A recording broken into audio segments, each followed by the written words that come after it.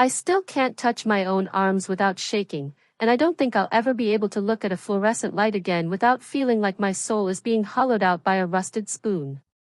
Look, I know how this sounds. I know you're probably sitting there, maybe in your car, maybe in your bedroom with the door locked, thinking this is just another story. But I'm telling you, Brittany didn't believe in things that go bump in the night either. I believed in double shifts at the diner, I believed in the $4,200 I owed in medical bills, and I believed in the crushing, gray weight of a Tuesday night in Scranton, Pennsylvania. That was my reality. God was a Sunday morning memory from a childhood I'd spent 15 years trying to outrun, and the devil was just a metaphor for a bad landlord. But what I saw in that laundromat, it changed the texture of the air I breathe. It turned the world into a thin, paper mask that's slipping every single second. I need you to listen to me. I need you to listen like your life depends on it, because I think mine might. Before I get into the thick of the dark, before I tell you what was spinning behind that glass door, where are you guys listening from tonight? Please, just leave a comment with your city or your state. I need to know there are people out there in the real world, in the light, because sitting here in the dark of my apartment, I feel like I'm the only person left on a planet that's been abandoned by everything good. I need to feel that connection to you, wherever you are, because where I've been, it's a place where you're utterly, terrifyingly alone. It started at 2:14 a.m. I remember the clock on the dashboard of my beat-up Civic because the digits were flickering, that sickly green light pulsing like a dying heart. It was raining, one of those cold, needle-thin American rains that soaks through your denim and chills your marrow. My dryer at the apartment had given up the ghost 3 days ago, and I was down to my last pair of scrubs for my morning shift at the care home. I was exhausted. The kind of tired that makes your vision go soft at the edges, where the world starts to look like a watercolor painting left out in the storm. I pulled into the lot of Spin City 24/7. It's one of those places that feels like it exists in a pocket dimension. You know the ones. Yellowed linoleum, the smell of burnt hair and lavender-scented bleach, and those rows of machines that look like they haven't been serviced since the Nixon administration. The parking lot was empty, save for a rusted-out Peterbilt idling at the truck stop across the street, its engine a low, rhythmic growl that felt like a headache forming in the back of my skull. I hauled my blue plastic basket inside.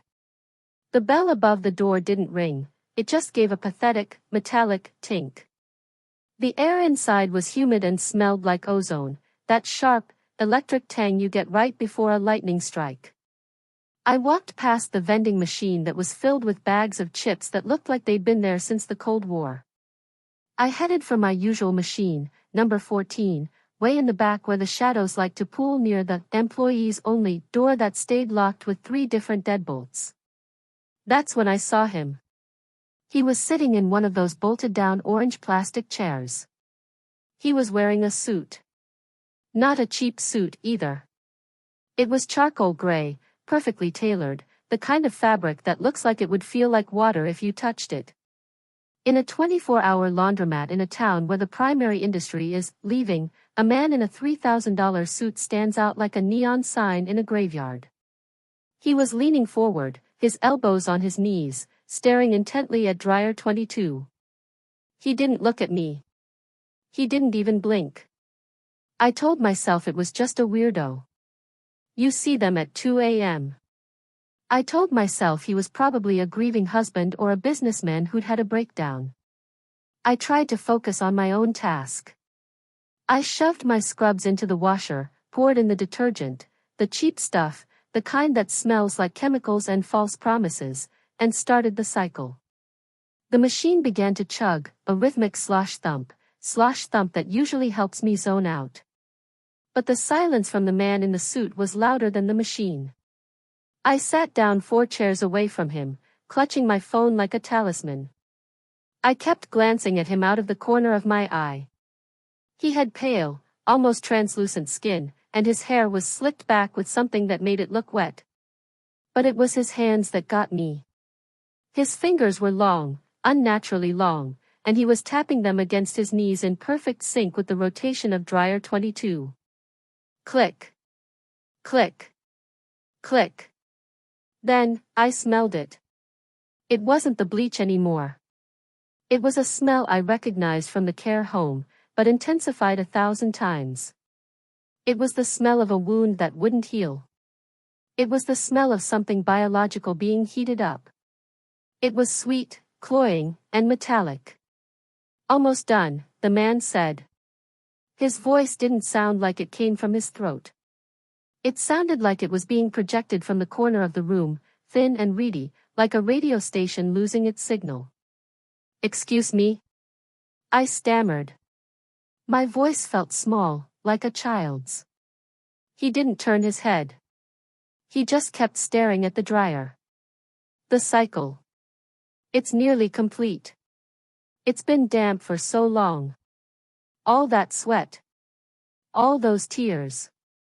It takes a long time to dry out the secrets, Brittany. My heart didn't just skip a beat, it felt like it slammed against my ribs and died. He knew my name. I hadn't said a word. I hadn't seen him before in my life. I felt that prickle on the back of my neck, that uncanny feeling that tells your lizard brain you are in the presence of a predator that doesn't belong to the natural world. How do you know my name? I asked, my hand trembling as I reached for my car keys in my pocket. He finally turned his head. His neck moved with a series of sickening, wet pops, like dry wood snapping under a layer of mud. His eyes, they weren't eyes. They were just two flat, matte black discs that reflected nothing. No light from the humming fluorescence, no reflection of me. Just void. I know the names of everyone who brings their filth here, he whispered. He smiled, and his teeth were too many, too sharp, and perfectly white. But you, Brittany, you've been carrying a particularly heavy load. It's been weighing you down. Making you sluggish. Making you forget whose you are. He gestured with one of those spindly fingers toward dryer 22. The machine was spinning fast now, the heat coming off it in visible waves that distorted the air. Go on, he urged. His voice was a silken trap. Look at the progress. It's almost ready to be worn again. I didn't want to. Every instinct, every ounce of common sense I had left, was screaming at me to run out that door, leave my clothes, leave my car, and just run until my lungs gave out. But I couldn't move my feet. It was like the linoleum had turned into magnets and my shoes were made of lead. I was drawn to that circular window. I stood up, my legs feeling like they belonged to a marionette. I walked over to dryer 22. The heat was intense now, stinging my cheeks, smelling of scorched earth and copper. I looked through the glass. At first, I thought it was a beige quilt. It was heavy, flapping against the drum with a wet, heavy thud. But as it tumbled, I saw a shape. I saw a hand.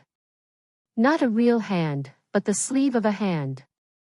It was pale, translucent, and covered in the exact same freckles I have on my left forearm. I saw the small, crescent-shaped scar on the wrist from when I'd burned myself on a pizza oven when I was 19. It wasn't a quilt. It was skin. A complete, hollowed-out suit of human skin, spinning and snapping in the heat. It was my skin. I looked down at my own hands, and for a second, they looked wrong. They looked like they were made of gray smoke, barely holding together. I felt a sudden, piercing coldness in my chest, a void where my heart should have been. It's a bit wrinkled, the man in the suit said, standing up behind me. I could feel the cold radiating off him, even through the heat of the dryer. Sin does that. It shrinks the soul. It makes the vessel tight and uncomfortable. You've been trying to fit into a life that doesn't belong to you, Brittany. You've been trying to live without the one who knit that skin together in the first place. I tried to scream, but no sound came out. My throat felt like it was full of dry sand. I watched my own face, the skin of it, smack against the glass of the dryer door. The eyes were empty holes, the mouth a jagged gash, but it was me. It was the version of me I presented to the world, the tired, cynical, I'm fine version that had stopped praying, stopped caring, and started drifting toward the edge of an abyss I didn't even know existed. Why are you doing this? I managed to choke out. The man leaned in close. I could smell the sulfur now, the ancient, putrid stench of the pit. I'm not doing anything, Brittany. You brought it here. You've been washing it in the wrong things for years. Bitterness. Regret. A little bit of pride. It's a caustic mix. It strips the spirit right off the bone. He reached out a hand toward the dryer handle. And now? Now we see if it survives the heat. Most things don't. Most things just burn. I looked at the dryer settings. The dial wasn't set to perm press or delicates. It was turned past the labels, into a scratched-in section that simply read, Judgment. The machine began to hum a different tune, not a mechanical drone, but a low, vibrating moan that sounded like 1,000 voices crying out at once. The floor beneath my feet began to vibrate so hard I thought the tiles would shatter. You're not real, I whispered, tears blurring my vision. This is a dream. I fell asleep in the car. I'm just tired. That's what they always say, the man chuckled, and the sound was like glass breaking in a velvet bag. They all think the nightmare is the dream, and the dream is their life. But look at you, Brittany. You're fading. You're translucent. If I open this door and take that skin, where will you go? You have no weight. You have no foundation. You're just a vapor. He was right. I looked at my reflection in the glass of the dryer, and I could see the machines behind me through my own torso. I was disappearing. I was being unmade in the middle of a 24-hour laundromat in Pennsylvania, and the only witness was a demon in a charcoal suit. I realized then, with a terror that surpassed the physical, that I had spent so long running away from God that I had run right out of my own existence. I had no substance because I had no spirit. I had spent my life trying to be self-made, and now, the self I had made was being tumbled in the fires of something I couldn't control. The dryer gave a loud, final ding. The spinning stopped. The hollow skin of Brittany slumped against the glass, a pile of pale, discarded laundry. The man in the suit reached for the handle. Let's see if there's anything left worth saving, he hissed. Or if it's all just chaff. My heart, the ghost of it, clutched in my chest. I knew that if he opened that door and took that skin, I would never come back. I would be a shadow, a memory, a flicker of nothing lost in the dark between the stars. I wanted to pray, but the name of Jesus felt like a foreign language on my tongue, something I hadn't practiced in so long I'd forgotten the shape of the words. He pulled the handle. The suction of the door opening sounded like a dying gasp. A blast of heat hit me, but it wasn't the heat of a dryer. It was the heat of a furnace. It was the heat of a million regrets all catching fire at once. I fell to my knees, the sticky floor feeling like it was trying to swallow me whole. Look, the man commanded. I looked. Inside the dryer, the skin was glowing. But it wasn't a good glow. It was the dull, angry red of a cooling ember. And then, I saw the first tear. Not a tear from an eye, but a rip in the fabric of the skin. And through that rip, I saw. I can't even describe the sound that came out of the machine. It wasn't a scream. It was a roar of pure, unadulterated absence. It's empty, the man said, his voice dripping with a mock pity that felt like acid. There's nothing inside. No light. No salt. Just vacancy. You're a house with the lights off, Brittany. And you know what they say about empty houses in this neighborhood? They eventually get burned down. He reached into the dryer with his long, spindly fingers, and I watched as he pinched the skin of my own neck. He started to pull it out, and as he did, I felt a searing, agonizing pain in my own throat, as if I were being flayed alive from the inside out. I realized I was dying. Not in a hospital bed, not in my sleep, but right there, on the floor of Spin City, my soul being liquidated because I had nothing to hold on to. Please, I gasped, the word tasting like copper and ash. Please. Please who? The demon asked, pulling the skin further out. Who are you asking, Brittany? The universe? The rain? Your bank account? Who has the authority to stop me from taking what you've so clearly discarded? I closed my eyes. The darkness behind my eyelids was even worse than the laundromat. It was a vast, howling vacuum. I felt my grip on reality slipping, the me that was Brittany dissolving into the humid, stinking air. And then, in the distance, through the roar of the judgment cycle and the hiss of the demon's breath, I heard it. The truck. The Peterbilt across the street. Its horn blared, a long, deep, earth-shaking blast that sounded like a trumpet call. The demon flinched. That horn, it wasn't just a sound. It was like a physical blow to the ribs, a vibration that shook the very foundations of the building. For a split second, the oppressive, sulphurous weight in the air lifted, just enough for me to draw a jagged breath that didn't taste like burning hair. The man in the suit, the thing in the suit, actually snarled. His lip curled back, revealing rows of teeth that looked less like bone and more like shards of broken porcelain, jagged and stained with something dark. He looked toward the window, toward the rainy dark of the Scranton streets, and for the first time, I saw something other than predatory hunger in those black disc eyes. I saw irritation. I saw the look of a debt collector who'd been momentarily interrupted by a neighbor knocking on the door. He's always so loud, the man hissed, the sound like steam escaping a cracked pipe. I'm sitting here now, staring at the cursor on my screen, and my hands are so slick with sweat I can barely keep them on the keys. If you're still with me, if you're listening to this in the dead of night or while you're driving down some lonely stretch of highway, I need you to listen to what I'm about to say.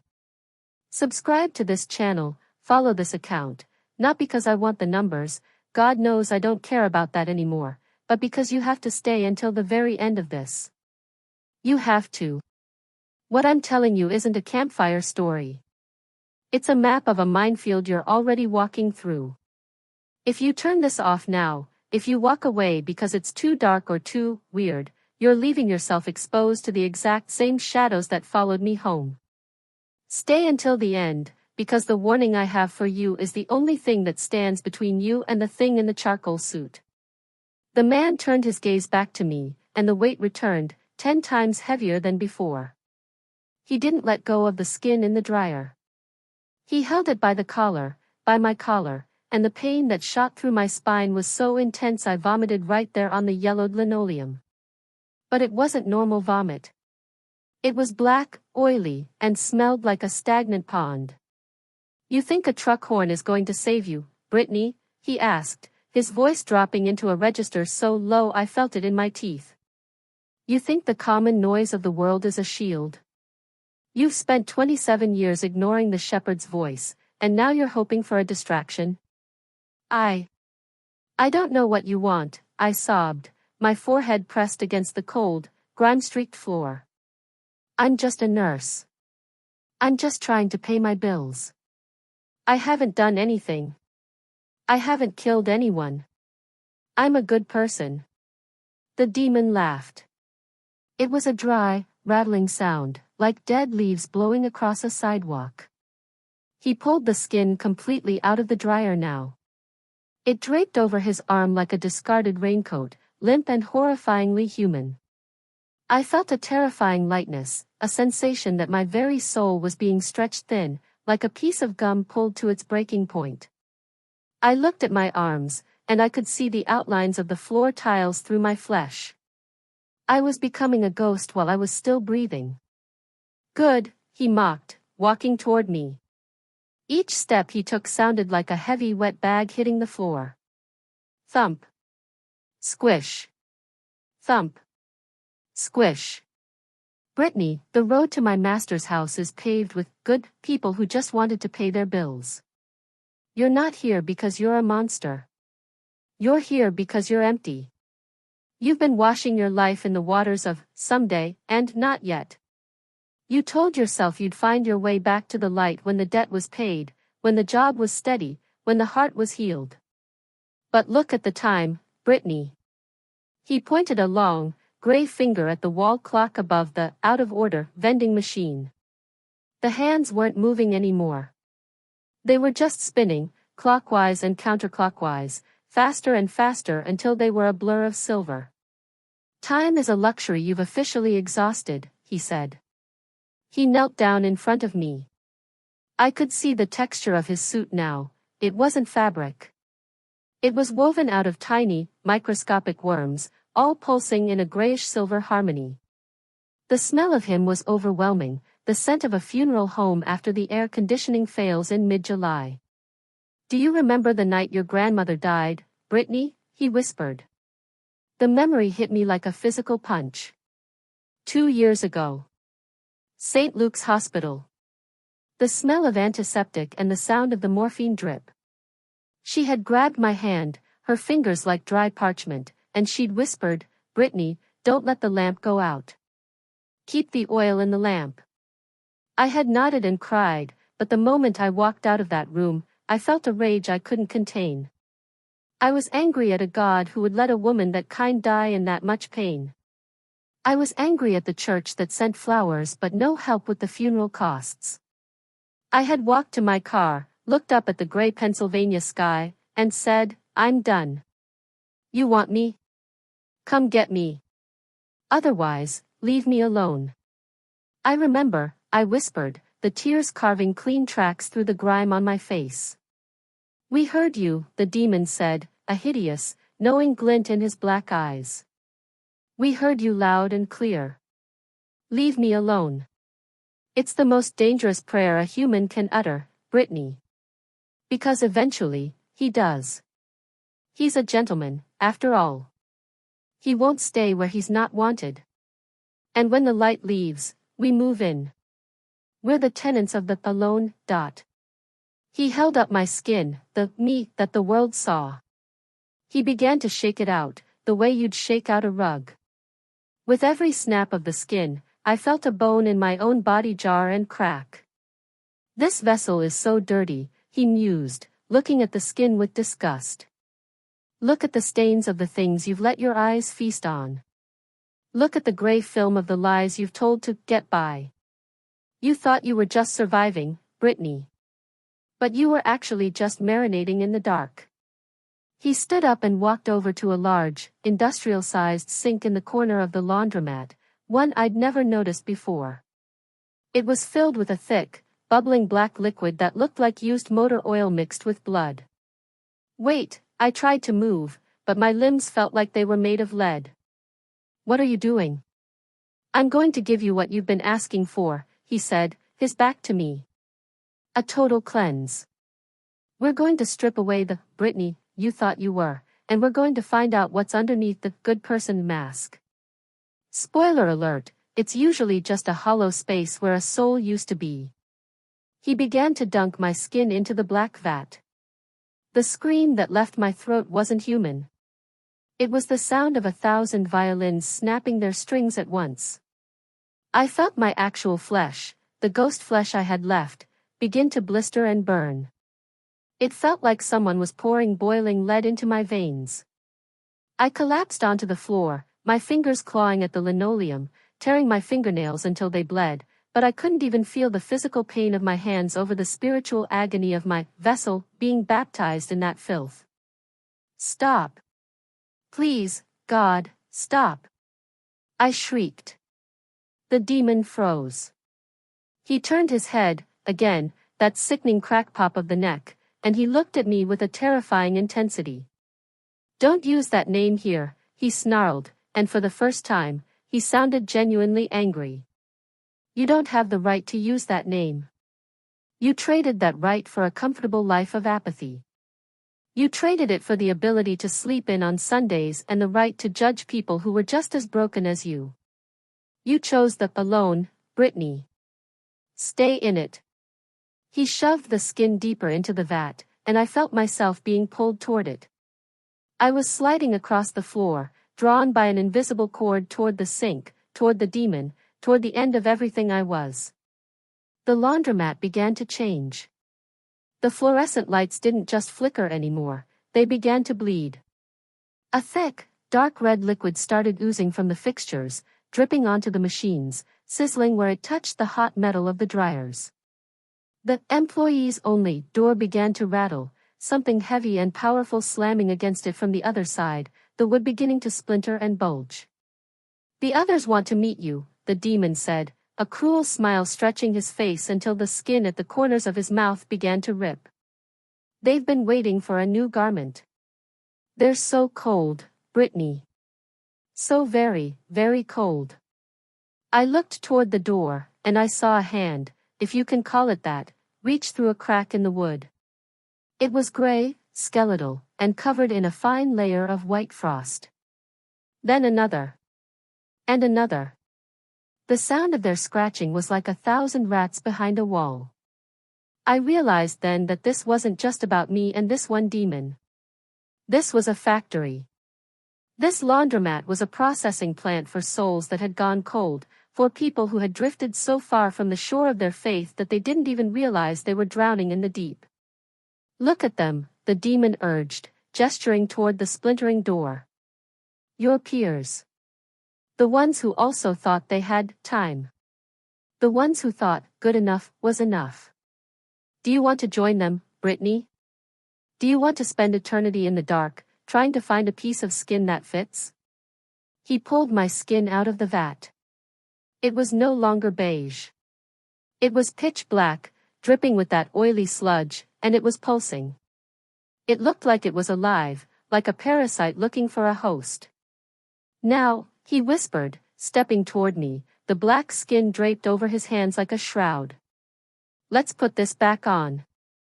It's going to be a bit tight. It might hurt a little. But don't worry. You won't be Brittany for much longer. You'll just be a memory of a girl who forgot to keep her lamp lit. I tried to back away, but my body wouldn't obey. I was trapped in the corner, right next to dryer 14, the heat from the machines behind me feeling like the breath of a dragon. Then, the truck horn blared again. But this time, it wasn't just a horn. The glass of the front door shattered inward. Not from a rock, not from a bullet, but from a wave of pure, white light that blasted through the rain and the dark. The demon screamed, a high-pitched, glass-shattering wail, and shielded his eyes. The light was so bright I couldn't see the floor, the machines, or the man in the suit. I could only see a silhouette standing in the doorway. It was huge, maybe 7 feet tall, and it didn't look like a person. It looked like a pillar of fire that had been forced into the shape of a man. The demon hissed, his voice full of a desperate, cornered animal's rage. This one is mine. She signed the papers. She walked away. She's marked by the silence. The figure in the doorway didn't speak with a voice. It spoke with a vibration that felt like a mountain moving. The silence is broken. The demon lunged at me, his long fingers reaching for my throat, the black, oily skin in his hand ready to be forced onto my face. I closed my eyes and screamed the only thing I had left, the only thing I hadn't used in years, the only thing that felt like it had any weight in this nightmare. Jesus! Help me! The world exploded in a sound of rushing wind and crashing water.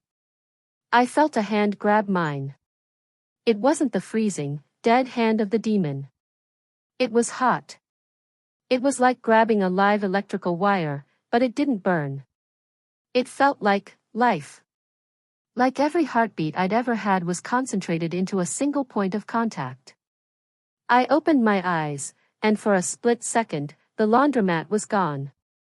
I was standing on a high place, looking down at a valley filled with dry bones. There were millions of them, stretching as far as the eye could see. And then, I saw the skin. Not just my skin, but millions of them, floating in the air like discarded plastic bags, caught in a dark, swirling wind. Brittany. The voice was quiet, but it drowned out the roar of the wind. I turned, and I saw him. Not the pillar of fire, but a man. He was wearing a simple work shirt, like something a carpenter in a small town would wear. His hands were calloused, and his eyes. Oh, God, his eyes. They were full of a sorrow so deep it felt like it could swallow the world, but behind the sorrow was a love that felt like a sun going supernova. He didn't say I was good. He didn't say it was okay. He looked at me and said, "You've been wandering in the graveyard, Brittany. Why are you looking for life among the dead?" I looked down at my hands, and I saw the black oil from the demon's vat still clinging to my ghost flesh. It was eating into me, turning me into something dark and unrecognizable. "I'm sorry," I whispered, and for the first time in my life, I meant it with every atom of my being. "I'm so sorry. I didn't mean to leave. I got tired. I got so tired."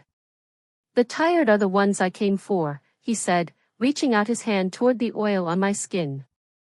But as his fingers touched the black sludge, the world snapped back. I was back on the floor of the laundromat. The demon was standing over me, but he was being pushed back by an invisible force. He was snarling, his suit of worms writhing in agony as the white light from the doorway touched him. "You think you can just call his name?" the demon shrieked, his voice cracking. "You think it's that easy? After all the years of ignoring him? After all the times you laughed at the Jesus freaks? There's a price, Brittany. There's always a price." He threw the black skin at me. It hit me in the chest, and I felt it start to wrap around me, suffocating me, pulling me back down into the oily dark. "Look," the demon pointed toward the window. The Peterbilt was gone.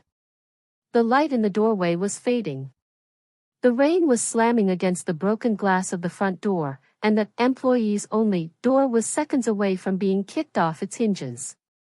"He's leaving you," the demon whispered, his voice returning to that smooth, terrifying silk. "He just came to show you what you're losing. He's gone, Brittany. And now, we finish the cycle." He reached out his hand to pull the black skin over my head. I felt the cold returning. I felt the hopelessness, the crushing weight of my own choices, the reality of my debt, not just the medical bills, but the debt of my soul. But then, I felt something in my pocket. Something small. Something I'd forgotten was there. I reached in, my fingers trembling so hard I could barely move them, and I pulled it out. It was a small, wooden cross. The one my grandmother had given me right before she died. I had kept it in my pocket as a good luck charm, a piece of jewelry that meant nothing more than a memory. But as I held it, it started to glow. Not with the white light of the truck, but with a soft, steady gold. The demon backed away, his eyes widening in a genuine, soul-deep terror. "No," he hissed. That's not yours to hold. You don't believe in that." "I do now," I whispered, my voice growing stronger. "I do now." The demon lunged, but the moment his fingers touched the light of the cross, his hand began to smoke and dissolve. He let out a sound that wasn't a scream, it was a confession of defeat. But it wasn't over. The employees-only door finally burst open. And what came out wasn't just demons. The door didn't just open, it disintegrated. The wood didn't splinter so much as it surrendered, turning into a fine, gray ash that swirled into the humid, ozone-thick air of the laundromat. And what stepped out? God, I wish I could tell you it was monsters. I wish I could tell you it was something with horns and cloven hooves, something I could categorize as other. But it was worse. It was so much worse. What came out were people. At least, they had been people once. They were gray, translucent shapes, wearing the tattered remains of hospital gowns, grease-stained mechanic coveralls, and faded Sunday dresses. But their faces were like wax left too close to a heater. Features were sliding down toward their chins. Their eyes were wide, vacant orbits filled with nothing but the flickering reflection of the laundromat's dying lights. They didn't walk, they drifted, their feet making no sound on the linoleum, but the air around them felt heavy, like the atmosphere at a funeral where nobody knows what to say. They were the Unmade. I knew it instinctively.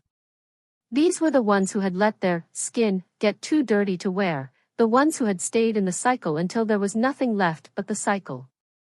"Look at them, Brittany," the man in the suit spat, his voice trembling with a mixture of rage and a fear he was trying to hide behind his charcoal gray mask. He was backed into the corner by the industrial sink, his long, spindly fingers clutching the edge of the basin so hard the porcelain began to spiderweb. "Look at your neighbors. Look at the people you passed every day on Lackawanna Avenue. The ones you didn't look at. The ones you were too busy to help, too tired to pray for, too good to notice. They're all part of the inventory now." One of the figures, a woman who looked like she might have been a schoolteacher in a previous life, drifted toward me. Her mouth opened, and instead of words, a sound came out that made my ears bleed.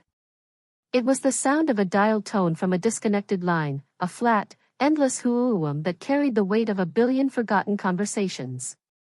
She reached out a hand, her fingers passing through the air like smoke, and I felt a coldness so sharp it felt like a razor blade sliding across my ribs. "She wants what you have," the demon hissed, his eyes darting toward the small wooden cross in my hand. "She wants that little spark. She wants to feel the heat of a soul again, even for a second. They're all so cold, Brittany. They're the left alones. And they are very, very hungry." I backed away, my heels catching on the uneven tiles. I felt the heat of dryer 14 behind me, a reminder that the judgment cycle was still running, still waiting for its next load. I held the cross out in front of me, my knuckles white, my heart hammering against my chest like a trapped bird. "Stay back," I shouted, but my voice sounded thin and brittle, like old paper. "In the name of Jesus, stay back." The woman in the gray gown flinched at the name, her waxen face contorting into a mask of pure agony. The dial tone sound spiked into a screech of static. But she didn't stop. None of them stopped.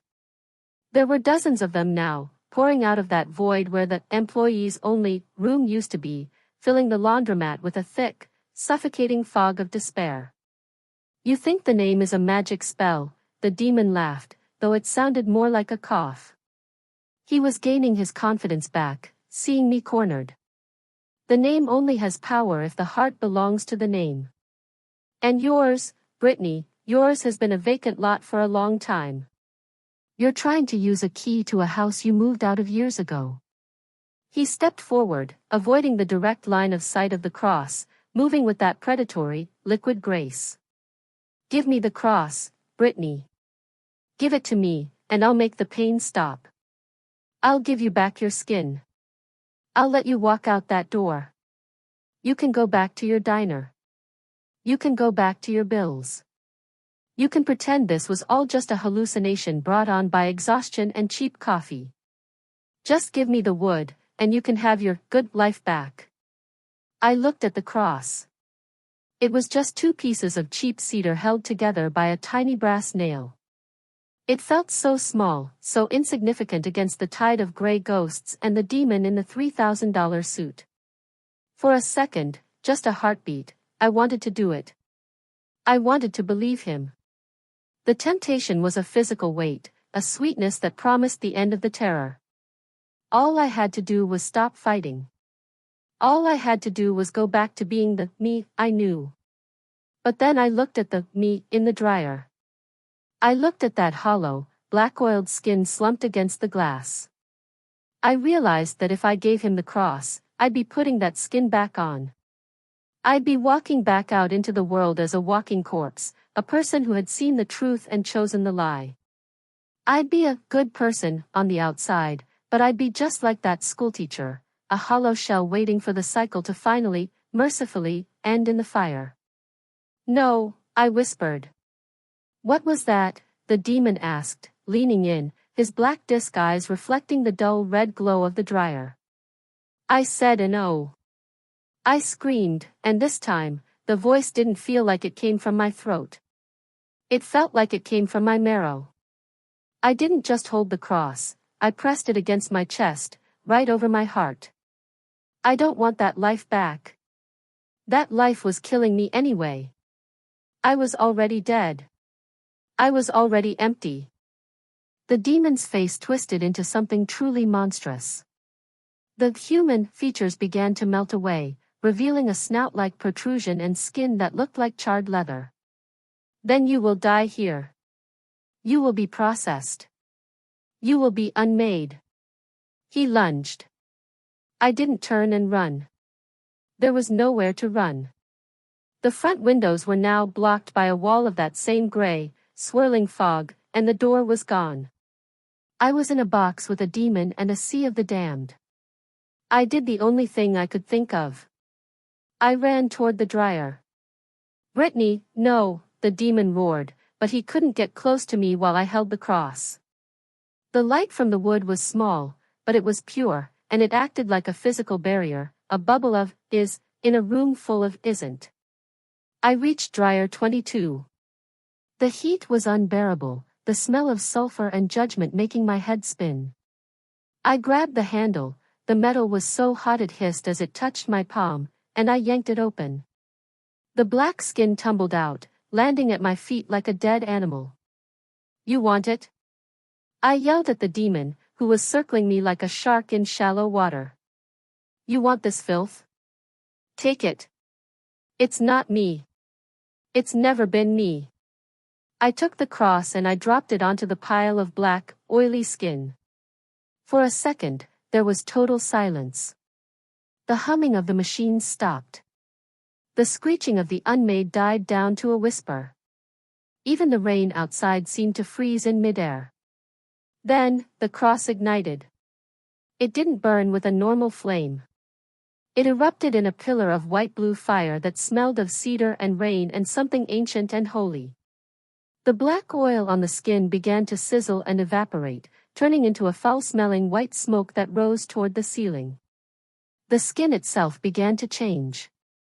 The blackness bled away, replaced by a radiant, blinding gold. The demon screamed, a sound of such profound, existential agony that I had to cover my ears. He was being pulled toward the fire, his suit of worms unraveling, his charcoal gray facade being stripped away to reveal the pathetic, shivering shadow underneath. It's not fair, he shrieked, his voice sounding like 1,000 rusting hinges. She didn't earn this. She didn't do the work. She's a sinner. She's ours. She's mine. The voice didn't come from the fire. It didn't come from the doorway. It came from everywhere. It was the sound of the truck horn, the sound of my grandmother's whisper, the sound of the rain, and the sound of my own heartbeat all merged into one. The laundromat floor began to dissolve. The linoleum peeled back like old skin, revealing not dirt or pipes, but a vast, shimmering sea of glass. I felt myself falling, but I wasn't afraid. I was being held. The Unmade, the gray ghosts, started to scream too, but their screams weren't like the demons. They were screams of release.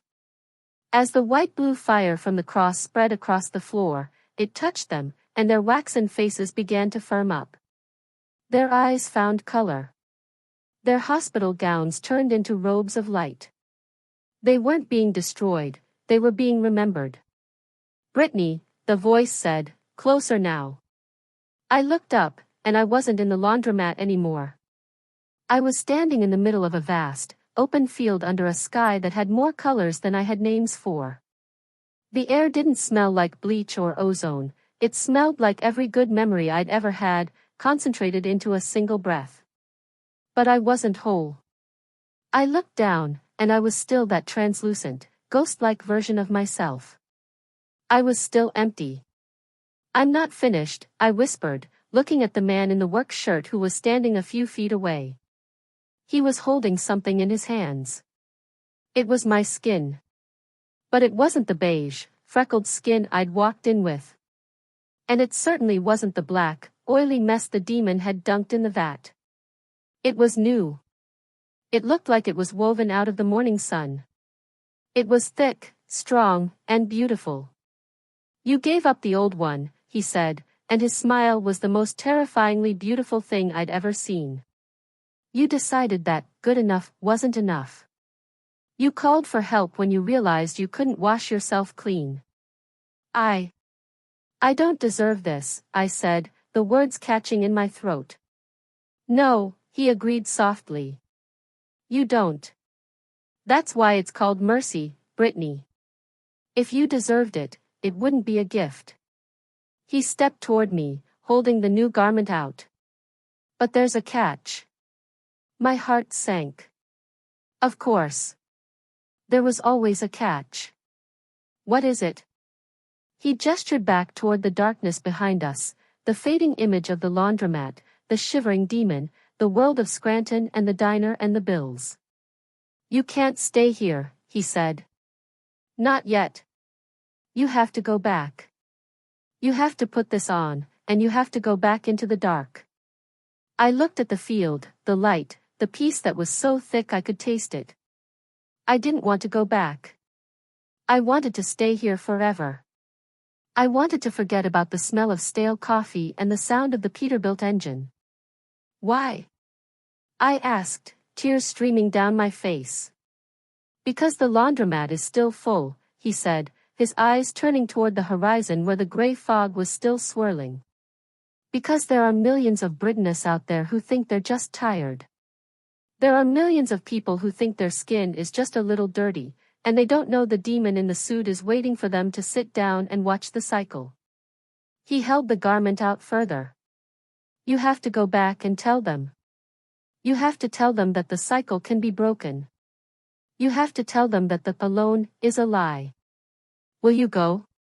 I looked at his hands, the calloused, scarred hands of a man who knew what it meant to be unmade for the sake of others. I looked at the garment of light. I reached out and touched it. The moment my fingers met the fabric, the world tilted. I was back in the laundromat. But it was different. The demon was gone. The unmade were gone. The employees only door was just a door, locked and silent. The fluorescent lights were humming with a normal, boring buzz. I was standing in front of dryer 22. The door was open. The machine was empty. I looked down at my hands. They were solid. They were real. I felt a warmth in my chest that I hadn't felt in 15 years, a pilot light that had been relit, burning steady and strong. I looked at the floor. My blue plastic basket was sitting right where I'd left it. My scrubs were in the washer, the cycle finally finished. I walked over to the washer, pulled out my wet clothes, and moved them to the dryer. I turned the dial. Not to judgment. Just to normal/high heat. The machine started to tumble. Slosh thump. Slosh thump. I sat down in the orange plastic chair. I was alone in the room, but for the first time in my life, I didn't feel lonely. I felt watched. But not by a predator. By a father. I pulled my phone out of my pocket. I looked at the time. 3:33 a.m. I looked at the out-of-order vending machine. I saw my reflection in the glass.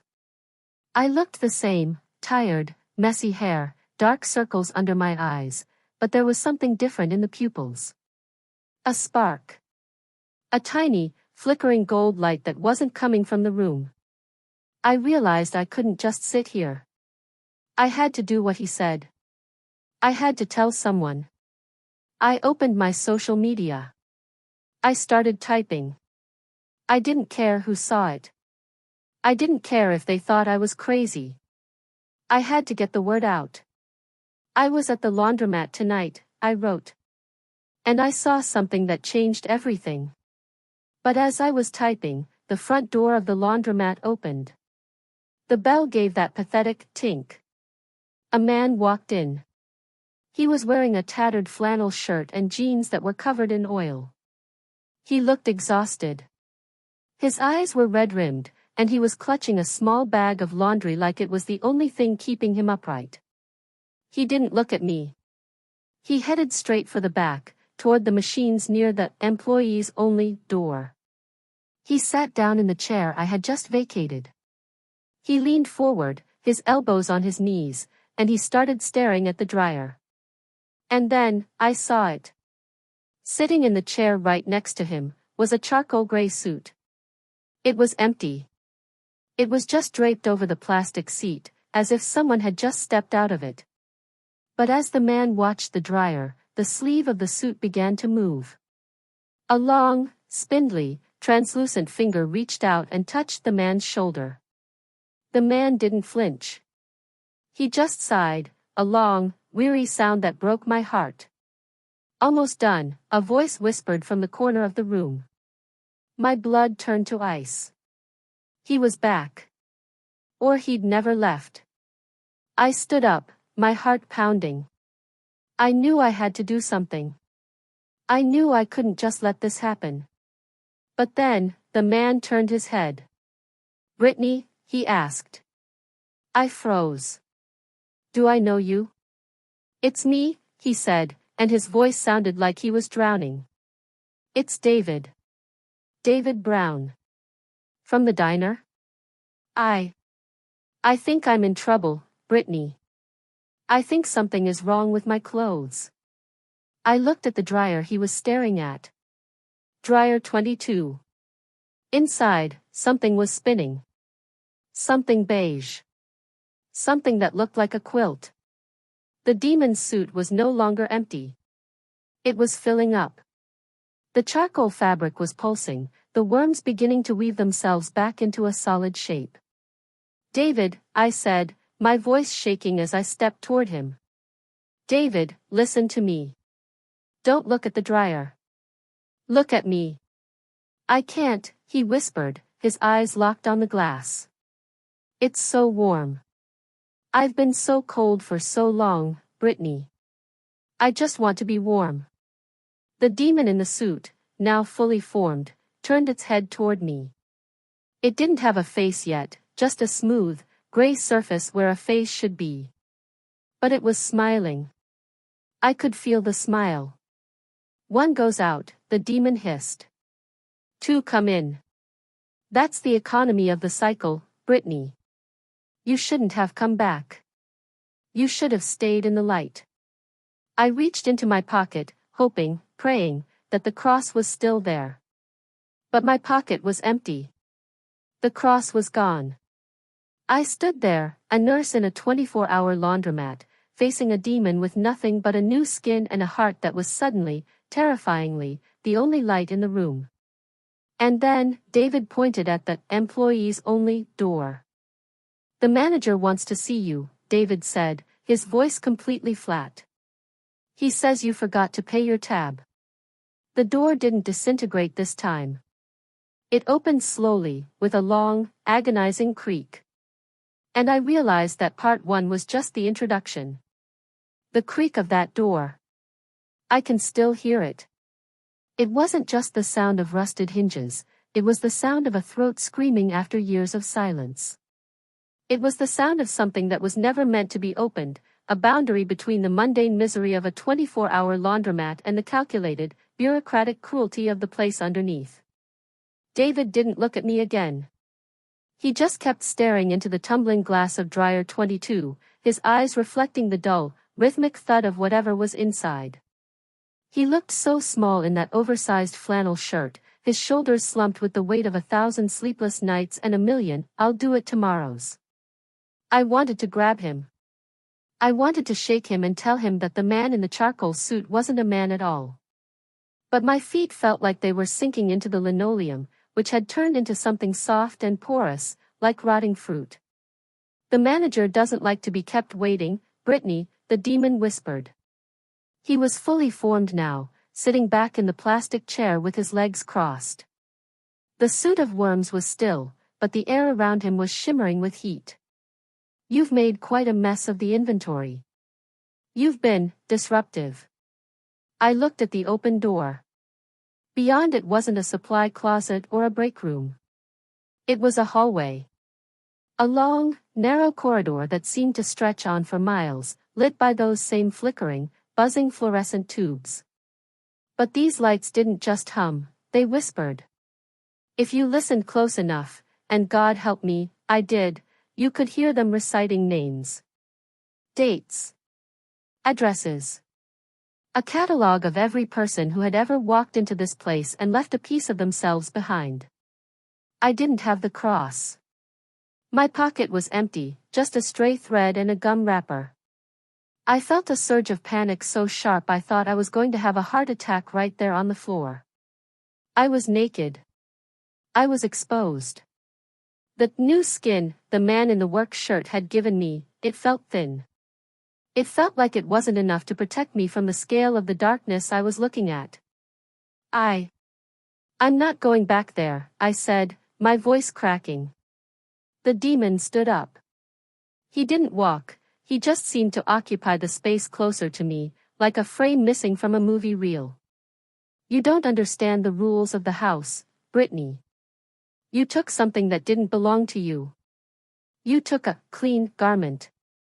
You bypassed the cycle. That creates a deficit. And in this place, we are very, very particular about the books being balanced. He gestured toward the hallway. David stays here until his cycle is done. But you? You're special. You're a thief of mercy. And the manager wants to discuss the terms of your restitution. I looked at David. David, please. Walk out the door. Just leave the laundry. It's not worth it. David didn't even blink. He reached out and touched the glass of the dryer. It's almost dry, Brittany. I can feel it. It's getting so light. So empty. I knew then that I couldn't save him from the outside. I realized, with a soul-crushing dread, that the only way to get David out, the only way to stop what was happening, was to go into that hallway. I had to face whatever was behind the employees only sign. Look, I can't even describe the smell as I crossed the threshold.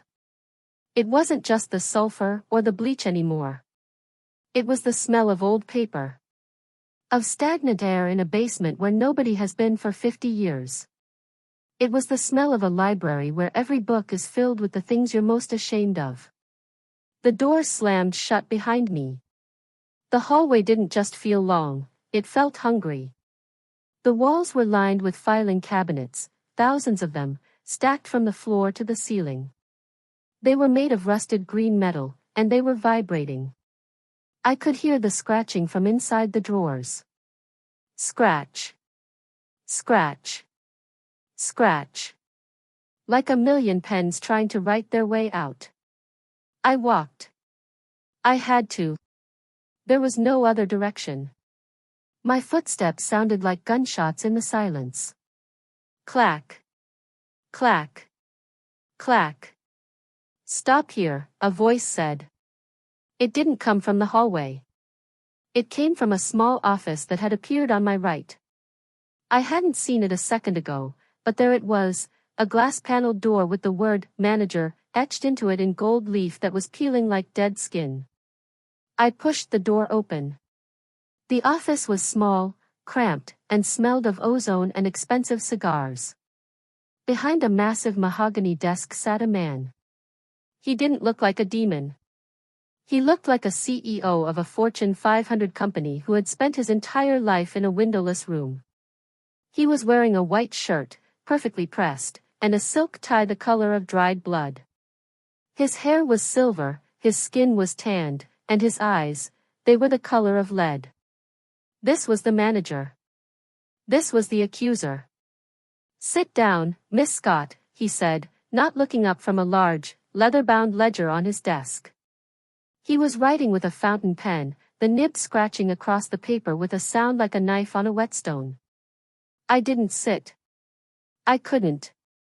Where is David? What are you doing to him? The manager finally looked up. His face was a mask of perfect, professional indifference. Mr. Brown is undergoing standard processing. He has a significant amount of soil to remove. It takes time. It takes heat. You, however, are a much more pressing matter. He turned the ledger toward me. I saw my name at the top of the page. Brittany and Scott. Below it was a list. It wasn't a list of crimes. It wasn't murder or robbery. It was a list of every time I had looked the other way. Every time I had let a white lie slip to save my own skin. Every time I had felt a nudge to pray, to help, to speak the name of Jesus, and I had pushed it down because I was too busy or too tired or too embarrassed. The list went on for pages.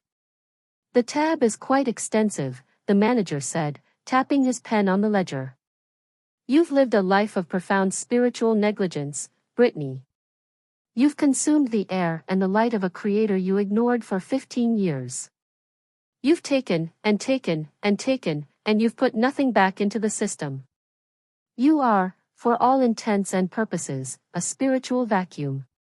I was given a new garment, I whispered, clutching my chest, feeling the warmth of the light underneath my skin. The man in the field. He gave it to me. The manager's eyes flickered with a brief, intense flash of hatred before returning to their leaden calm. A gift. Yes. We are aware of his tendencies toward grace. But grace is a legal anomaly, Brittany.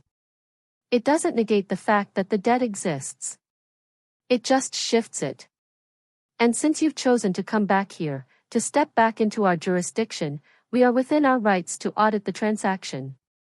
He leaned forward, and the room seemed to shrink.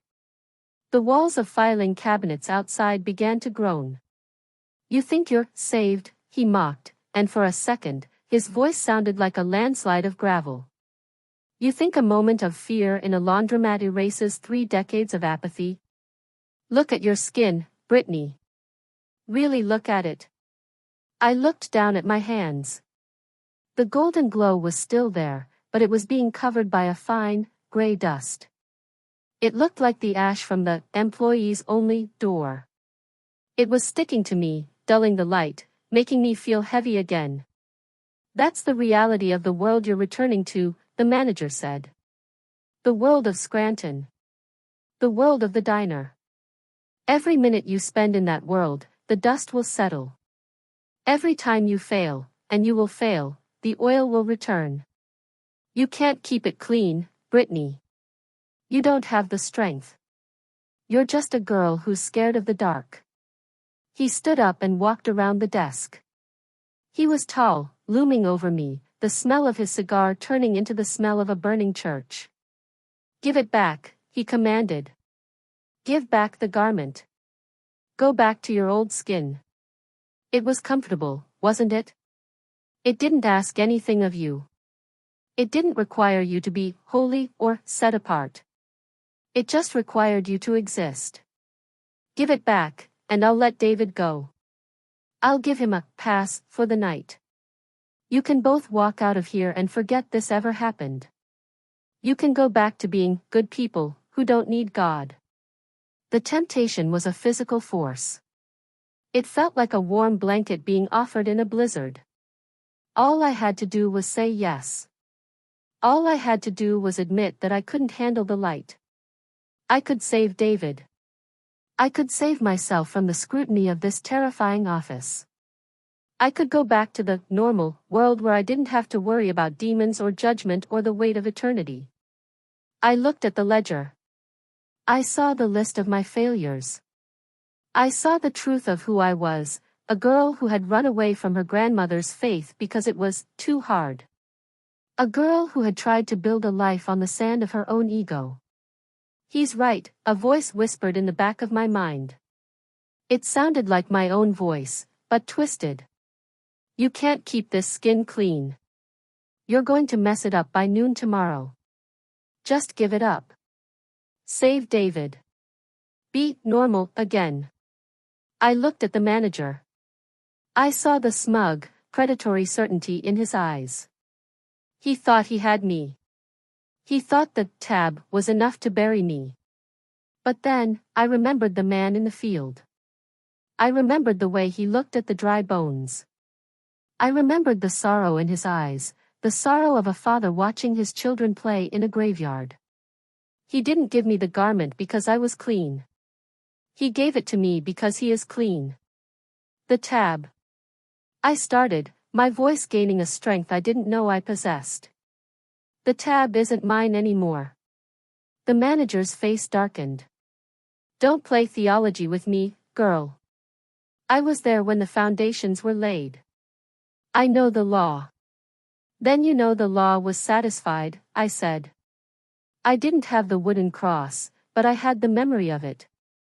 I had the feeling of that white-blue fire. You're an auditor, right? Then check the ledger again. Look at the bottom of the page. The manager sneered and looked down at the book. I don't know what he saw. I don't know if it was a name, or a seal, or just a drop of something red. But the moment his eyes hit the bottom of the page, the fountain pen in his hand snapped. Black ink sprayed across his white shirt, but it didn't look like ink. It looked like the oily sludge from the demon's vat. He let out a low, guttural growl that shook the floor. This is a temporary stay of execution, Brittany. You are still in the world. And the world is ours. The world is his, I said, and as I said it, the golden light under my skin flared up, burning through the gray dust like it was nothing. And David is coming with me. David Brown is ours by right of possession, the manager roared, his professional mask finally shattering to reveal a face of sheer, unmitigated horror, a landscape of weeping sores and gnashing teeth. He hasn't called the name. He hasn't made the choice. He is a tenant of the alone. Then I'll call it for him. I yelled. I turned and ran out of the office, back into the long hallway of filing cabinets. The scratching was deafening now. The cabinets were bursting open, gray ghosts spilling out like water from a broken dam. They were reaching for me, their waxen faces pleading, their dial-tone screams filling the air. David!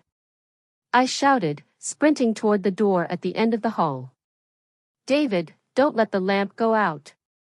I burst through the employees-only door, back into the laundromat. The scene was chaos. The charcoal suit demon was no longer sitting in the chair. He was standing over David, his long, spindly fingers wrapped around David's throat. David was gasping, his eyes rolling back in his head, his skin, in dryer 22 beginning to turn black. The laundromat was full of the Unmade now.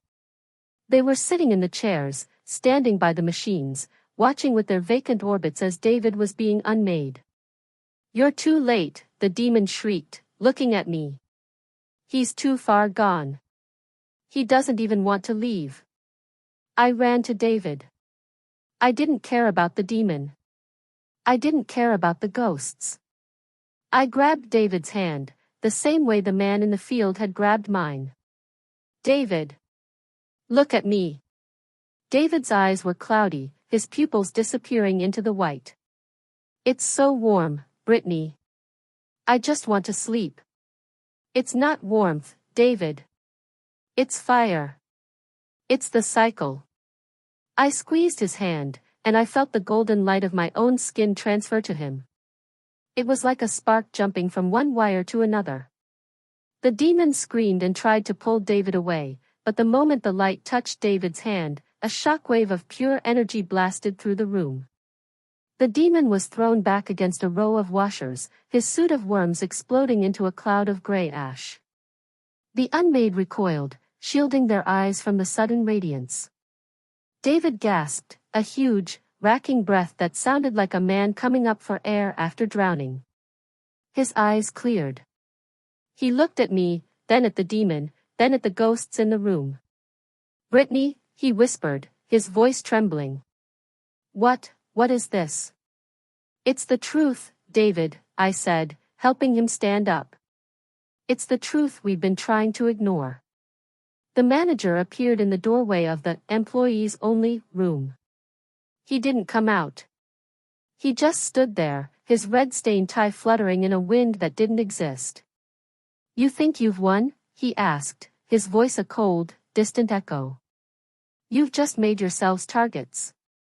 You've put on the garment of the enemy. You will find no rest in the city of men. You will be hunted. You will be tested. And eventually, you will slip. Maybe, I said, looking him right in those leaden eyes. But we won't be alone. I grabbed my laundry basket with one hand and David's arm with the other. Let's go, I said. We walked toward the front door. The gray fog was still thick against the glass, but as we approached, it began to thin. The rain was still falling outside, but it didn't look like needles anymore. It looked like water. Just water. We pushed the door open. The bell gave a clear, bright ring. We stepped out into the parking lot. The air was cold and wet, and the smell of Scranton was back, stale exhaust, wet pavement, and the distant smell of a bakery starting its early morning run. The Peterbilt was gone.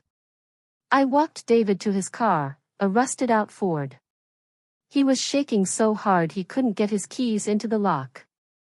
David, I said, putting my hand on his shoulder. Go home. Throw away the clothes you were washing. All of them. And then. I want you to find that Bible your mom gave you. The one you use as a coaster in the living room. He looked at me, his face pale but his eyes focused. How did you know about the coaster? I just know, I said. Read it. Don't stop reading it until the sun comes up. And if you feel the cold coming back, call the name. Don't ask questions. Just call the name. He nodded, got into his car, and drove away. I stood there in the rain for a long time, watching his taillights disappear into the mist. My scrubs were still wet in my basket, and I had a double shift starting in 4 hours. My bills were still unpaid. My life was still a mess. But I looked at my hands in the light of the street lamp. The golden glow was gone, at least, I couldn't see it with my eyes anymore. But I could feel it. It was a weight. A solid, heavy reality that made the rest of the world look like a shadow. I walked to my Civic, threw the basket in the back, and sat in the driver's seat. I looked in the rearview mirror. I saw Brittany. But behind her, in the back seat, for just a split second, I saw a flicker of white-blue fire. I started the engine and pulled out of the lot. As I drove past the laundromat, I looked back one last time. The lights were still on. The Spin City 24/7 sign was still buzzing. And in the window, standing by dryer 22, was the man in the charcoal gray suit. He wasn't looking at me. He was looking at the door. Waiting for the next person who was too tired to pray. I've been driving for an hour now. I'm not going home yet. I'm driving to the only place I know where the light is always on, even if the doors are locked. Because the manager was right about one thing. This isn't the end. It's just the beginning of the war. And I have to tell you what happened next. I have to tell you what the manager didn't want me to know. Because the uncanny doesn't just stay in the laundromat. It follows you into the light. And it's following me right now. I didn't go back to my apartment. I couldn't. The thought of those 4 cramped walls, the smell of my own unwashed laundry, and the flickering light in the hallway felt like a trap I wasn't ready to walk back into. I kept driving. My hands were gripped so tight on the steering wheel of that Civic that my knuckles looked like polished bone. I drove through the heart of Scranton, past the darkened storefronts, past the empty parks where the swings swayed in the wind like gallows, and toward the only place that felt like it might hold enough weight to keep me from floating away.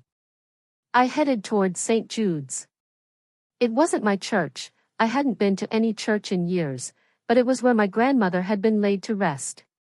It sat on a hill overlooking the valley, an old stone beast with stained glass eyes that seemed to watch the city sleep.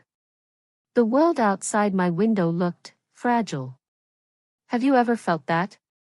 Like you're looking at a movie set and if you just pushed hard enough on a wall, the whole thing would fall over and reveal the void behind it?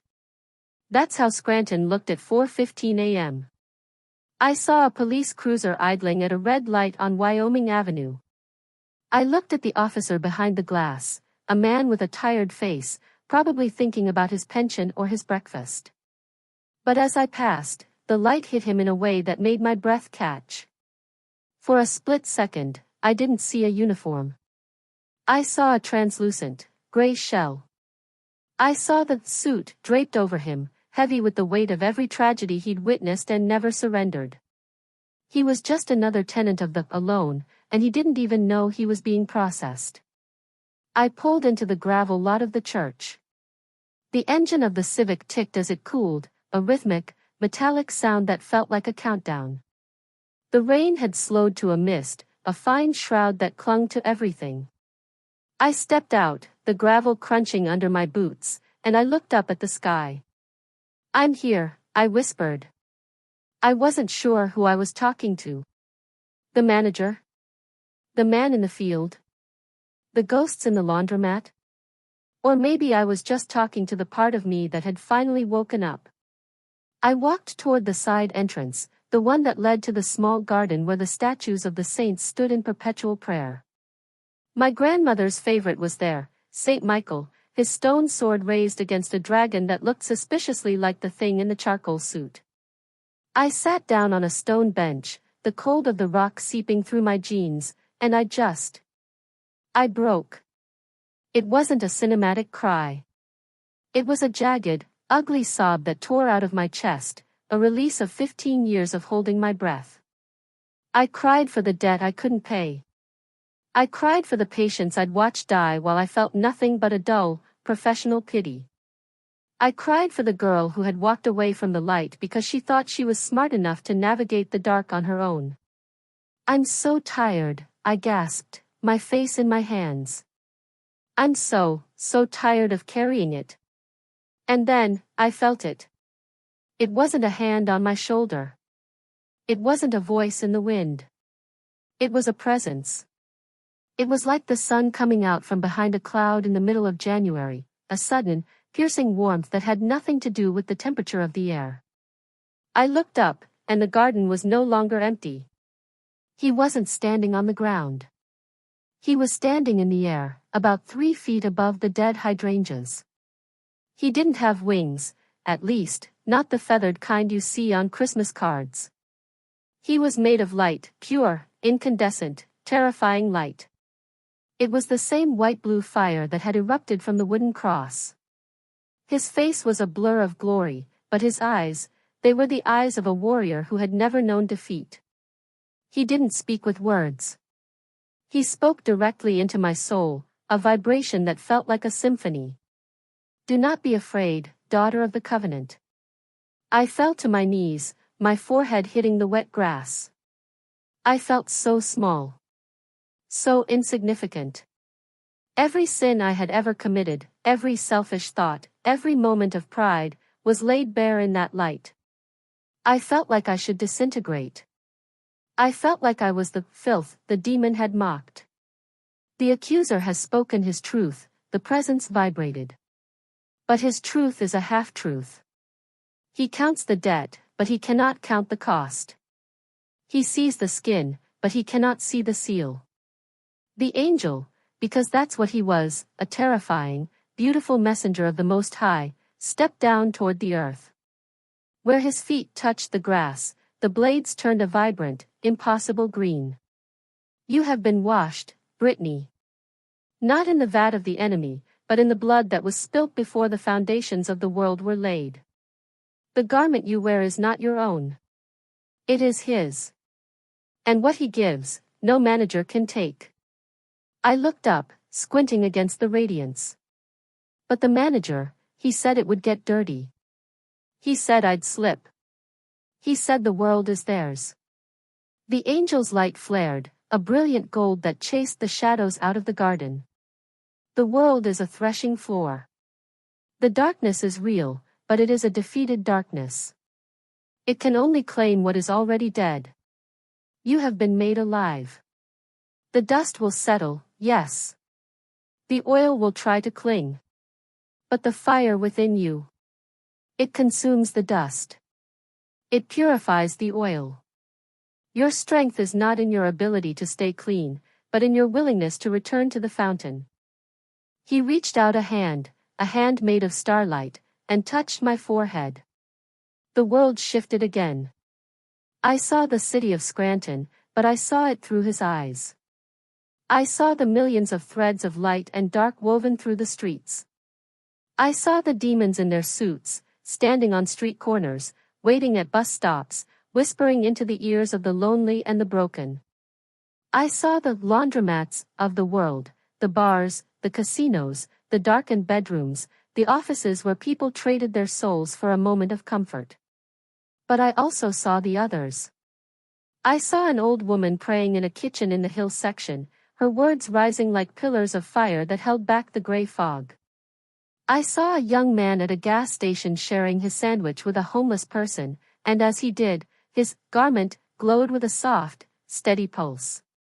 I saw the army of the light, the ones who had made the choice, the ones who were wearing the new skin, the ones who were fighting the war every single day without even knowing it. You are not alone, Brittany, the angel whispered, and this time his voice sounded like the truck horn, steady, powerful, and full of hope. Go. Tell them what you have seen. Tell them the time is short. Tell them the doors are closing, but the master is still calling. And then, he was gone. The garden was just a garden again. The statues were just stone. The sky was turning a pale, bruised purple as the sun began to climb over the mountains. I stood up. My clothes were damp, my knees were stained with grass, and I looked like a mess. But I felt solid. I felt like I had weight. I felt like I was finally, for the first time in my life, truly Brittany. I walked back to my car. As I drove down the hill, I saw the city waking up. I saw the lights coming on in the houses. I saw the people starting their day, heading toward their own cycles, their own dryers, their own manager meetings. And I realized that this story isn't about me. It's about you. I'm talking to you now. You, who are listening to this in the dark. You, who feel that coldness in your chest that no amount of money or success or goodness can warm. You, who have been carrying a skin that's getting heavier and tighter with every passing year. You know exactly what I'm talking about. You've felt the uncanny. You've seen the world slip for a second, and you've felt the eyes of the man in the charcoal suit on the back of your neck. You've told yourself you're just tired. You've told yourself it's just the stress. You've told yourself you'll get around to God when things settle down. But things aren't going to settle down. The cycle is real. The laundry is being processed. And the manager has your name in his ledger. Look at your hands. Do they feel real? Or do they feel like they're made of smoke? Look at your life. Is it a house with the lights on? Or are you just an empty vessel waiting for a host? The demon told me that, alone, is the most dangerous prayer. And he was right. If you stay in the alone, you are his. You are inventory. You are a garment to be worn by something that hates you. But there is a name. It's not a magic spell. It's not a church tradition. It's a person. Jesus is not a Sunday morning memory. He is the man in the field. He is the pillar of fire. He is the one who took the tab and nailed it to a piece of wood so that the manager would have nothing left to hold over you. He is standing at the door of your laundromat right now. He's listening to the hum of your dryer. He's watching the demon sit in the chair next to you. And he's waiting. He's waiting for you to look up.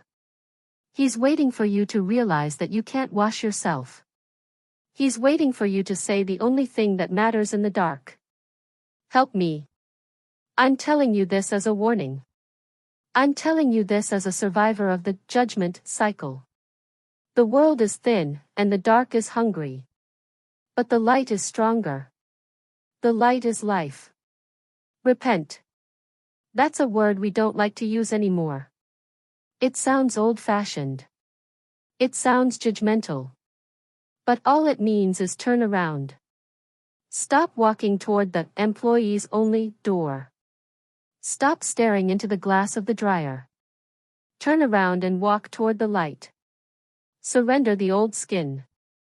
Give up the good person act. Admit that you're empty, and let him fill you. Let him give you the garment that doesn't burn, the one that's woven out of the morning sun. Because the bell is going to ring one last time. The lights are going to go out for good. And when that happens, you're either going to be standing in the field, or you're going to be slumped against the glass of dryer 22. The choice is yours. But you have to make it now. I'm going to go to my shift now. I'm going to walk into that care home, and I'm going to look at my patients not as tasks, but as souls. I'm going to look for the gray ghosts, and I'm going to speak the name into their silence. I'm going to fight the war. And you? What are you going to do when the cycle ends? I'm praying for you.